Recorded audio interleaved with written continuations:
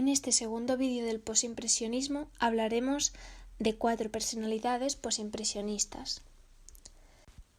Con una biografía angustiosa, el noruego Edvard Munch vivió la pintura como un elemento de análisis, catarsis y curación, siendo considerado el pintor de la angustia, del miedo, de la enfermedad, de la muerte, la soledad.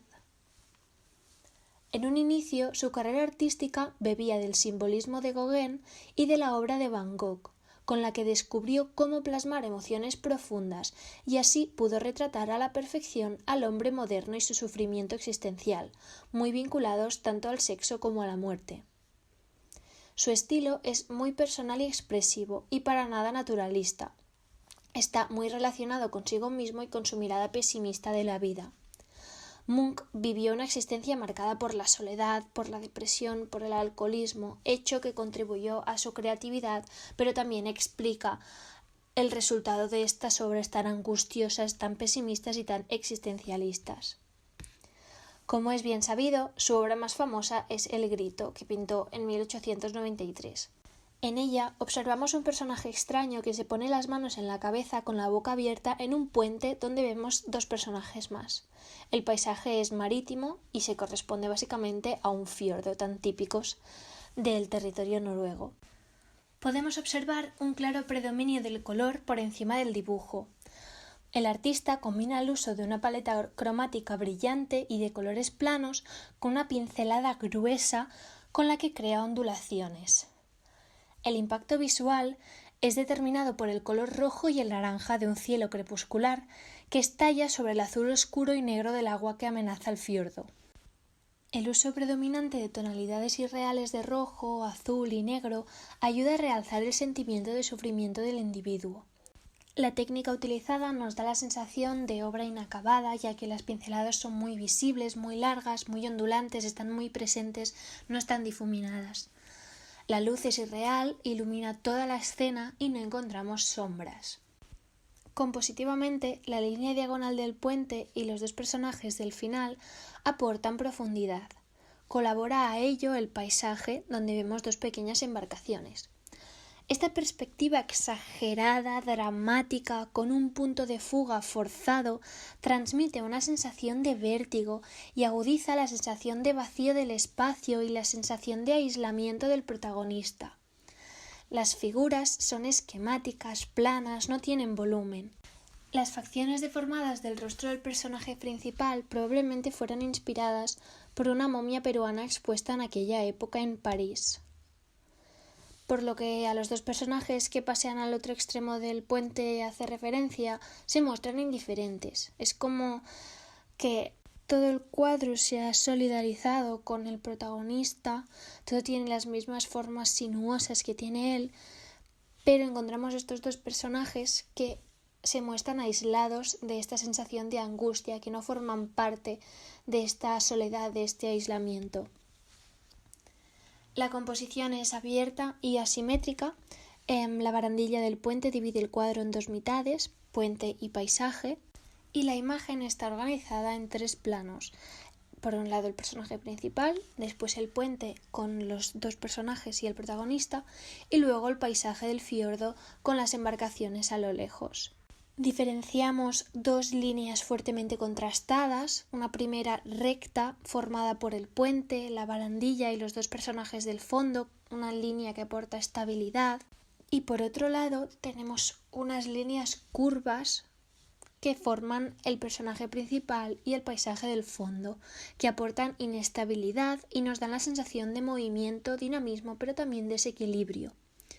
Esta oposición determina un espacio adecuado para mostrar la angustia metafísica del hombre moderno, ese malestar vital, esa angustia, esta inestabilidad emocional que Munch estaba viviendo en sus carnes, ¿vale? Al pintar El Grito buscaba expresar su mundo individual, pues lleno de toda esta angustia, de este sufrimiento, de esta inestabilidad.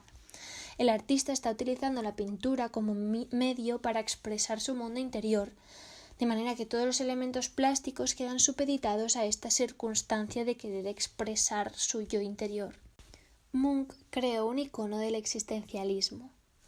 La obra se ha querido interpretar como un reflejo de las propias frustraciones interiores del artista y como una metáfora visual de la soledad del hombre de la era industrial. También se ha querido percibir como una crítica al mundo falsamente optimista de la burguesía de la ciudad, ya que transforma un lugar de paseo, pues este puente en el fiordo, en una auténtica pesadilla. Esta subjetividad, realidad interior del personaje que grita, se escapa de los parámetros del realismo y, en consecuencia, la técnica artística cambia para llegar a este fin, para adaptarse a este mensaje que supera el horizonte de la estética imperante. Trazando paralelismos con otros artistas, tanto anteriores como posteriores, el arte de Munch tiene un marcado paralelismo con las pinturas negras de Goya por el uso de colores oscuros y la presencia de una atmósfera tétrica.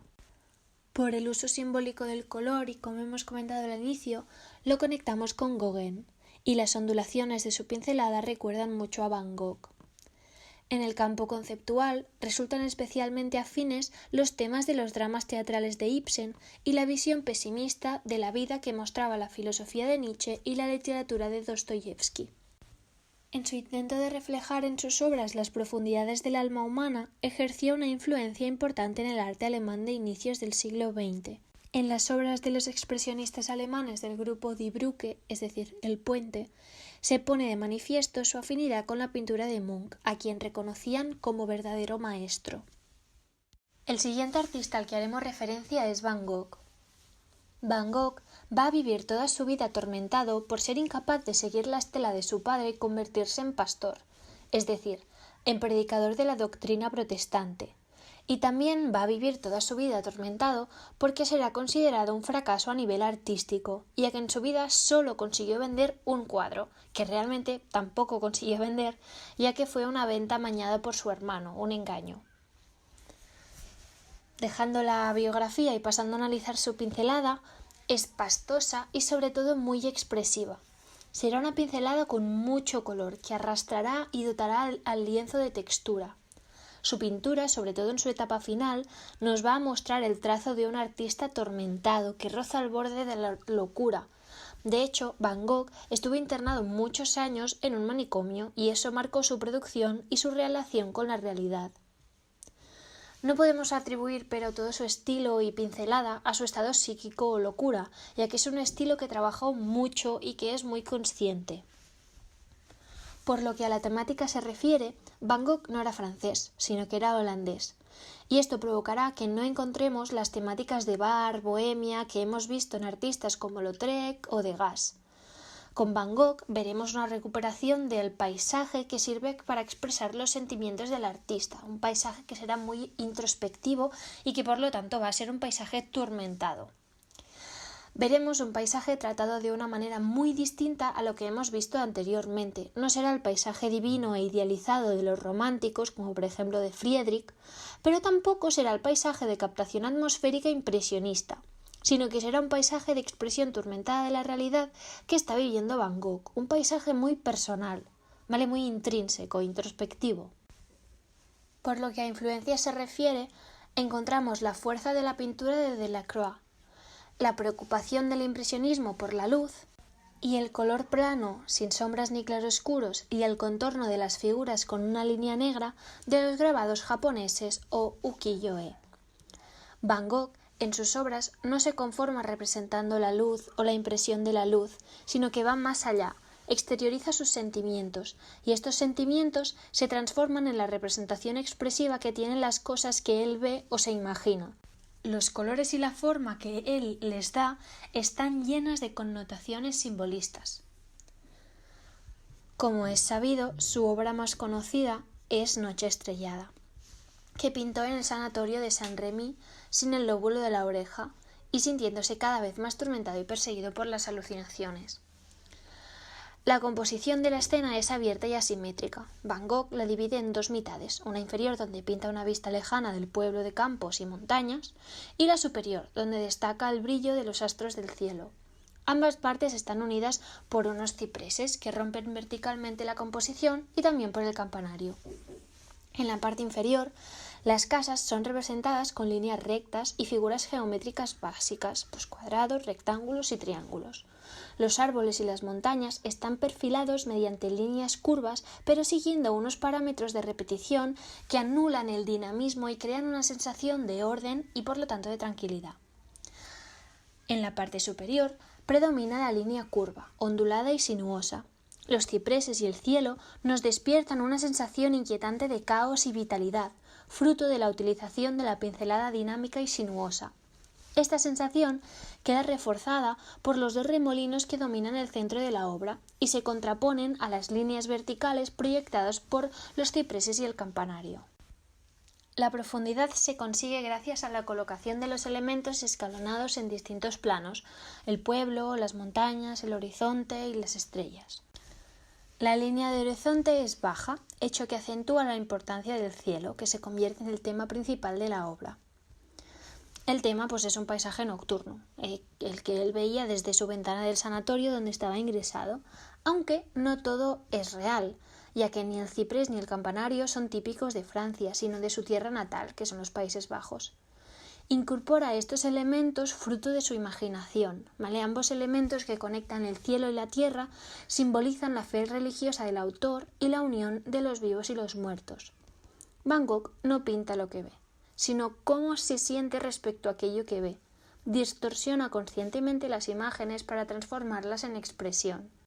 Técnicamente utiliza la técnica del impasto. Es una técnica pictórica donde el material se coloca en una área de la superficie en capas muy gruesas. Son visibles los trazos del pincel, espátula o dedos. Cuando se seca, el impasto proporciona distintos grados de texturas, hecho que provoca que la pintura parezca salir de la tela, produciendo un efecto tridimensional y a su vez dramático. Noche estrellada no es solo la representación de la percepción de un paisaje. Debemos interpretarla desde la vertiente emocional y simbólica del artista y no como un reflejo del paisaje. Van Gogh, con sus pinceladas, capta un paisaje exterior y a la vez interior. Vemos cómo el artista exagera y deforma las formas, exagera los colores, exagera el trazo y la fuerza del trazo, contrasta la exageración también con la calma. Vale, todo en pro de expresar, todo va en pro de esta expresión de lo intrínseco, de lo personal. Nos faltan aún algunas décadas para el expresionismo y el fauvismo, pero este es claramente su fundamento. La figura y producción de Van Gogh también nos permiten hablar de un aspecto muy interesante, y es observar cómo va cambiando la manera de autorrepresentarse que tienen los artistas. Tras el comienzo del arte moderno, el artista ya no se autorrepresenta como un intelectual de éxito, como sí hacían los profesores de la Academia parisina, vestidos de pieles, plumas, con joyas, rodeados de 1000 tratados de pintura, arquitectura, humanidades de la antigüedad, con mapas, sino que los pintores modernos normalmente se autorrepresentan centrándose en sus rasgos expresivos y en su visión de sí mismos pasada por el filtro de sus emociones, como es el caso de Van Gogh. Un tema importante también va a ser que se van a representar con los instrumentos propios de un pintor. Dejarán todos estos mapas y objetos científicos humanistas que hemos comentado, que servían para incidir en la idea de que los pintores eran intelectuales, y se van a representar con un pincel, con la paleta en la mano, muchas veces vestidos de una forma sencilla, incluso con la ropa manchada, como puede ocurrirle a un artista mientras trabaja, con las manos sucias, etc.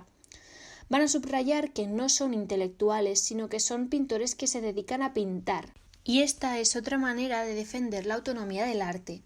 La autonomía del arte es básicamente la convicción de que el arte puede valerse por sí mismo sin la necesidad de que ninguna disciplina externa lo legitime. Con una obra como El dormitorio de Arles podemos apreciar otra cuestión. El artista no aplica correctamente la perspectiva. Y no es que Van Gogh la desconociera, ya que se había autoformado siguiendo los cánones académicos y sabía utilizarlos perfectamente. Simplemente no le interesaba representar la perspectiva. Este es un aspecto, este desinterés o este rechazo a la representación de la perspectiva tradicional, lo vamos a encontrar en todos los artistas modernos y los artistas de vanguardia. Paul Gauguin creó un nuevo lenguaje que será fundamental para las vanguardias, un nuevo y expresivo uso del color, el gusto por la simplicidad del primitivismo, la experimentación técnica, la bohemia y la intención de alejarse de todo lo preestablecido en el mundo del arte. En la producción de Gauguin observamos la utilización de un color antinaturalista y arbitrario. Una obra que refleja muy bien esto es Cristo Amarillo, obra que realizó durante una estancia en la Bretaña francesa. Esta obra nos permite hablar de su producción, marcada por unos colores intensos, planos y rodeados por unas líneas de contorno marcadas en otro color para que se vean claramente. Este color antinaturalista y esta presencia de un contorno muy marcado son dos elementos estilísticos que van a recuperar las vanguardias posteriormente, particularmente los fauvistas. Otro tema bastante importante en la producción de Gauguin será lo primitivo. Lo que en Europa se va a llamar primitivismo en realidad es el interés de estos artistas de las últimas décadas del siglo XIX e inicios del XX por lo exótico en términos de arte no occidental, es decir, lo africano, lo oceánico, lo precolombino, lo oriental, y aparte de esto también se refiere al arte producido por todos aquellos que no se hayan formado en la academia, con lo cual en este arte primitivo, en esta etiqueta, se acaba incluyendo el arte de los autodidactas, el arte de los niños, el arte de los enfermos mentales. En resumen, para los artistas modernos, lo primitivo es todo aquello no contaminado por la civilización occidental ni por la formación académica. Es la idea de aquello puro. Vemos reflejado en la vida y la obra de Gauguin esta búsqueda de lo primitivo a través de su estancia en Bretaña, donde debemos ubicar la producción del Cristo Amarillo que hemos comentado anteriormente. En esta Bretaña busca la comunidad campesina, rural, con una religiosidad primitiva. Posteriormente, del norte de Francia pasará a realizar 2 viajes a Tahití y finalmente se establecerá en las Islas Marquesas donde fallecerá.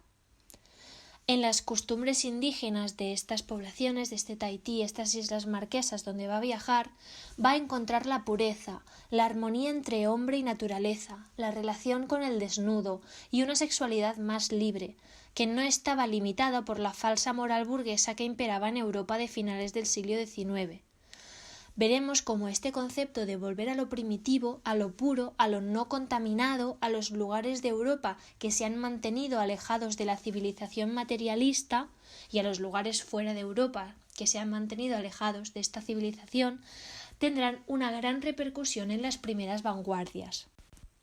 En esta obra, La visión después del sermón o Lucha de Jacobo con el ángel, Gauguin pretende plasmar la simplicidad rústica y supersticiosa de la Bretaña. Compositivamente, rompe con la perspectiva tradicional claramente. Utiliza colores puros, las figuras son planas y tienen los colores delimitados, es decir, que cumplen las características que hemos ido comentando. Poco después de su muerte, su figura será reivindicada por 2 grandes artistas modernos, Matisse, quien quedó maravillado por su uso libre y expresivo del color, y Picasso, quien se enamoró de la vida y obra del artista y copió su primitivismo para crear obras como Las señoritas de Aviñón. Las vanguardias, con el fauvismo y el expresionismo delante, lo consideraron casi un gurú. Finalmente hablaremos de Paul Cézanne. La mayoría de artistas de vanguardia se refieren a él como Padre Cézanne, y a que influyó a prácticamente todos los artistas y tendencias posteriores a él, es decir, las vanguardias. Cézanne trató de conseguir una comunión entre el naturalismo, la expresión personal y el orden pictórico. Rechazó totalmente la idealización. Quiso representar el mundo de la forma más exacta posible desde el punto de vista pictórico, ordenándolo todo de manera estructurada, en formas simples y colores planos. Para Cézanne, todo era geometría. Fue un revolucionario en cuanto a la observación de objetos desde distintos puntos de vista, hecho que le llevó a representarlos desde distintas perspectivas al mismo tiempo. Esta simultaneidad de perspectivas en una misma obra, en un mismo objeto, es el fundamento de los cubistas, del movimiento cubismo. Su principal idea es la reconstrucción de las formas desmaterializadas por los impresionistas, es decir, recuperará el volumen que habían perdido los impresionistas y lo hará mediante la geometrización. En su obra veremos cómo la naturaleza se transforma en cilindros, conos, esferas. Las formas estarán pintadas mediante grandes manchas de color, hecho que contribuye también a esta geometrización de las formas. En cuanto a la temática, Cézanne trabaja muy pocos temas y generalmente lo hace en forma de serie, con una gran minuciosidad y dedicación. Se va a centrar en los géneros menores. Ya hemos hablado con todo este inicio de la modernidad que se abandonan los grandes temas del pasado, los grandes temas históricos y los temas menores empiezan a tomar importancia. Hemos hablado del paisaje con Van Gogh y en la producción de Cézanne debemos resaltar el género de la naturaleza muerta.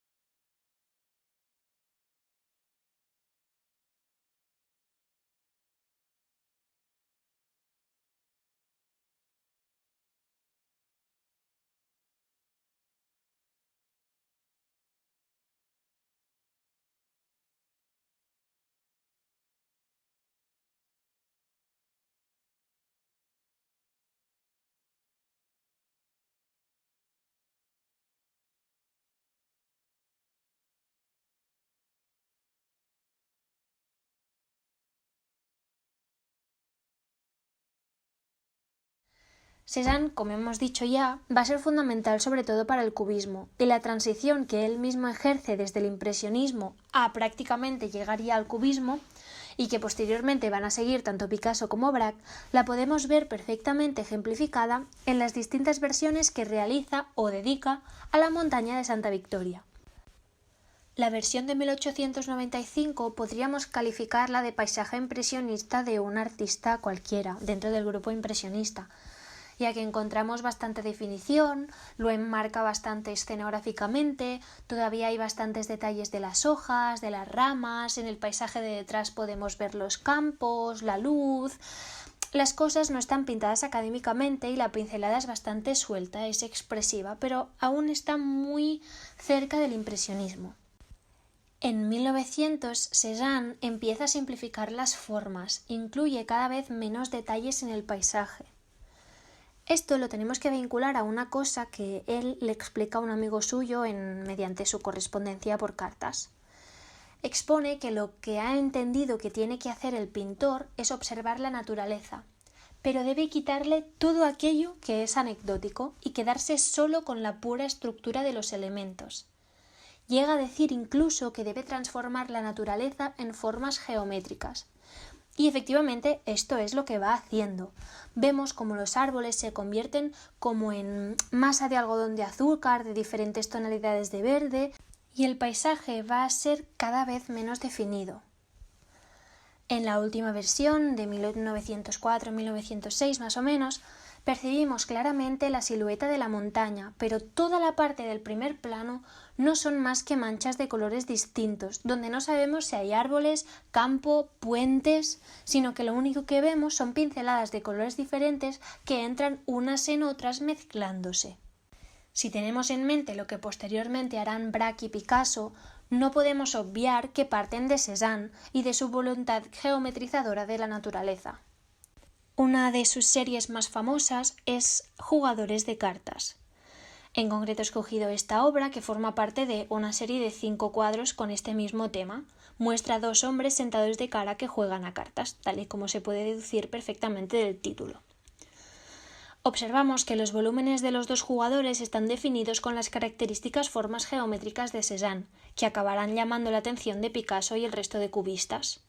Vemos la utilización de una simplificación geométrica siguiendo el postulado que emite, por así decirlo, Cézanne, de que todo en la naturaleza está modelado según la esfera, el cilindro y el cono, es decir, que toda la naturaleza se puede reducir a estas formas geométricas, y es así como vemos que las formas que constituyen a los dos integrantes de esta composición se pueden reducir a estas figuras geométricas, la esfera, el cilindro y el cono. La disposición del color nos ayuda a marcar una confrontación entre los dos jugadores.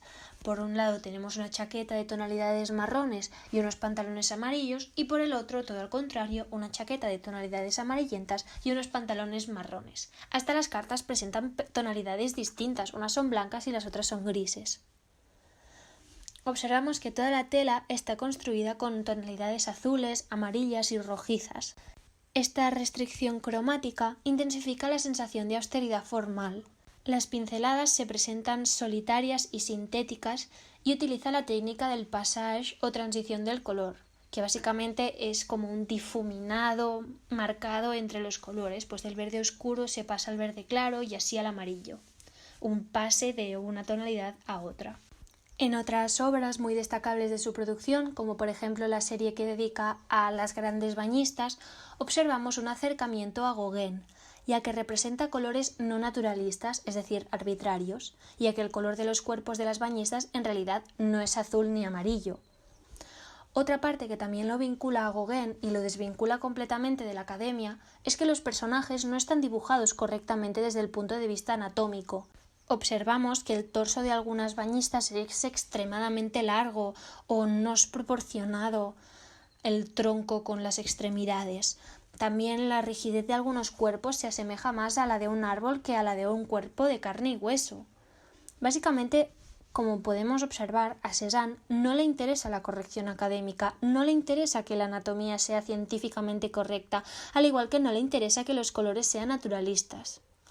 Todo este desinterés académico y normativo va a ser lo que los artistas de las primeras vanguardias van a recuperar de su figura, y su figura será muy importante, tan importante que se van a referir a él como Padre Cézanne.